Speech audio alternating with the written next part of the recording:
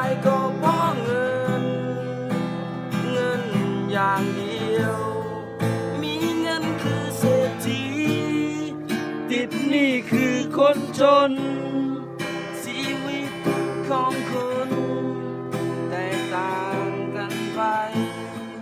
มีเพียงความฮักเท่านั้น